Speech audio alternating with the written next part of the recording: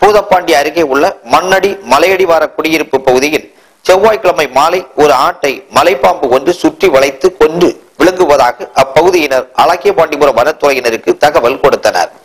அதைத் தொடர்ந்து வனச்சரகர் சுப்பிரமணியம், வனவர் ராமலிங்கம் மற்றும் ஊழியர்கள் சம்பவ இடத்திற்கு விரைந்து சென்று பார்த்தனர். அப்போது அந்த மலைப்பாம்பு சுமார் 15 கிலோ எடையுள்ள ஆட்டை விழுங்கியபடி கிடந்ததை கண்டனர்.